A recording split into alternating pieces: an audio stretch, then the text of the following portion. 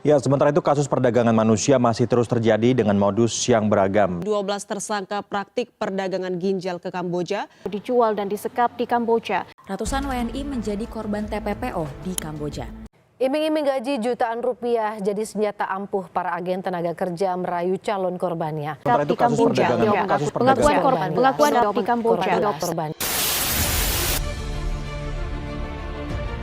Perbudakan masih terjadi di seluruh dunia, meskipun sudah ada hukum yang melarang hal ini.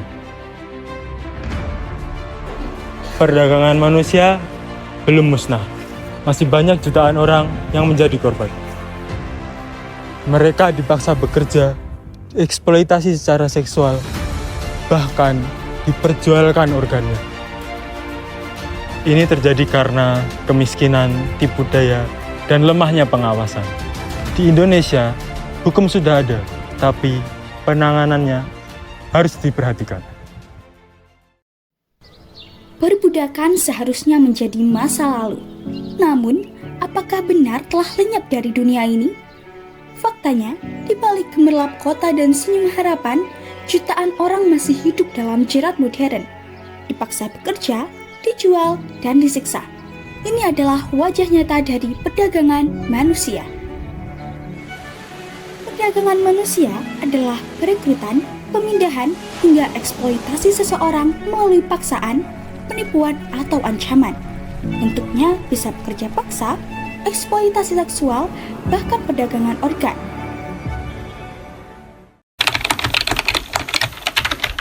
Jadi perdagangan manusia itu manusia dengan sengaja itu menjual orang atau sesamanya sendiri untuk kepentingan dirinya sendiri. Menjual di sini bisa direferensikan dengan berbagai macam makna ya. Bisa juga eksploitasi, bisa juga perjanjian kerja tapi dengan scamming. Seperti yang marak kasus sekarang itu kan di Kamboja. Orang dijanjikan kerja tapi ternyata menjadi admin judi online.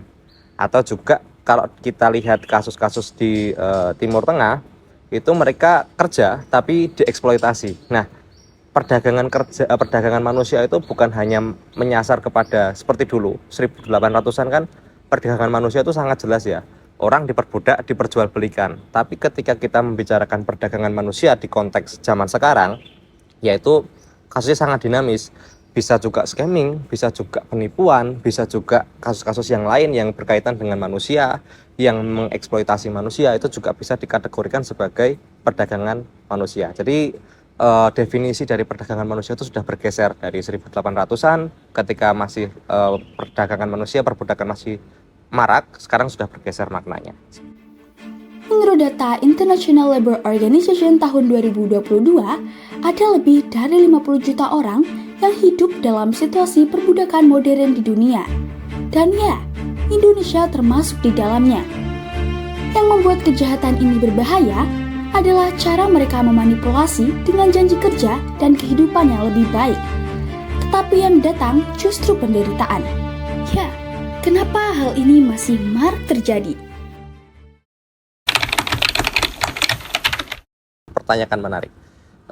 Sama kayak kita diskusi tentang kemiskinan ya. Kenapa kemiskinan itu bisa terjadi? Apakah karena pendidikan? Apakah karena orang itu sendiri? Sama kayak kita berdiskusi tentang perdagangan manusia atau perbudakan inilah kita bisa bilang perbudakan di zaman modern ya. Tidak bisa kita menyalahkan 100% pada pendidikan. Orang dengan pendidikan rendah pasti dia akan berpotensi lebih tinggi. Ya mungkin iya berpotensi lebih tinggi, tapi pendidikan itu bukanlah satu-satunya penyebab. Sebagai contoh misalnya gini, ada banyak kompleks, ada banyak sisi yang bisa terjadi ya dari perdagangan manusia. Satu dari sisi hukumnya sendiri yang lemah, penegakan hukumnya yang lemah. Kedua juga pemerintah yang tidak bisa proaktif melindungi masyarakat.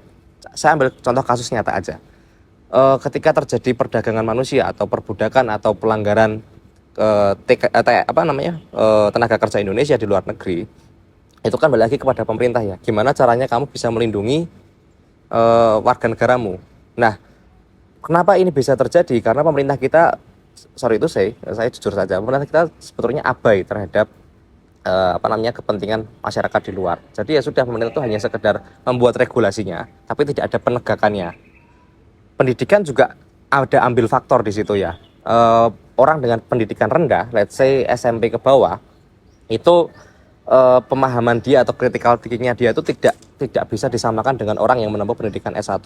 Itu clear, itu kita rasa semua sepakat lah. Walaupun ada beberapa orang yang pendidikan rendah tapi mempunyai pengalaman yang banyak, itu juga ada. Tapi kebanyakan orang ketika pendidikannya rendah, critical thinkingnya dia pun juga tidak bisa seberkembang orang dengan S1.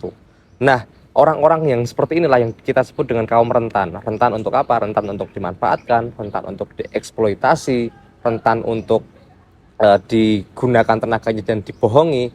Nah, orang-orang seperti inilah. Jadi kalau kita mau simpulkan, satu, pendidikan juga sebagai faktor penyebab perdagangan manusia. Yang kedua, pemerintah itu sendiri yang tidak bisa menegakkan atau melindungi kepentingan rakyatnya. Yang ketiga, ada faktor sosioekonomi juga. Orang dengan ekonomi yang rendah, ya dia akan mencari segala cara untuk menghidupi dirinya sendiri. Itu adalah basic dasar manusia, mempertahankan hidup kan. Nah, ketika sosioekonomi rendah, dia akan mencari segala cara, termasuk dengan perjanjian kerja yang abal-abal. Asal ada perjanjian kerja, asal ada aku dapat uang, entah aku nggak tahu akan ngapain, ya udah aku ambil aja. Kayak contoh yang di Kamboja, admin judi online di Kamboja itu, mereka kan diiming-imingi apa? Kerja di Kamboja sebagai misalnya sebagai pramusaji atau sebagai asisten rumah tangga, misalkan. Tapi ternyata di sana mereka dijadikan admin judi online. Yaitu karena pemahaman mereka, satu, pendidikan rendah, kedua, pemerintahnya tidak bisa mempertahankan kepentingan rakyatnya, ketiga, faktor sosioekonomi.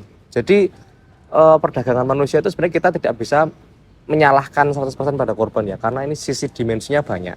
Dari pendidikan, sosioekonomi, pemerintahnya juga juga turut andil di situ. Jadi kalau kita bilang perdagangan manusia itu banyak faktornya. Yang salah tiganya yang saya sebutkan tadi.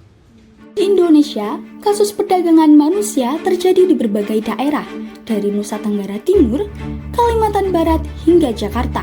Sebagian besar korban adalah perempuan dan anak-anak. Banyak di antaranya dijual untuk jadi pekerja rumah tangga di luar negeri atau dipaksa melayani pelanggan di tempat prostitusi. Korban sering tak sadar mereka sedang direkrut untuk diperjualbelikan. Banyak yang malu untuk melapor, dan ketika kembali ke kampung halaman, trauma itu terus membayangi.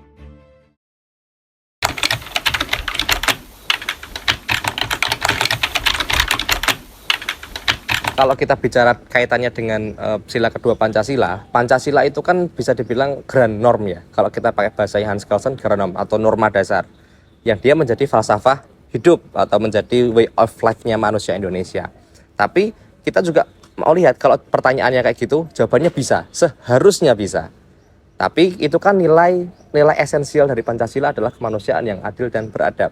Tapi itu kan hanya sekedar asas yang kalau tidak ada praktikal di lapangan juga sama aja. Makanya kita kalau belajar Pancasila kan ada nilai instrumental, nilai praksis, nilai esensial.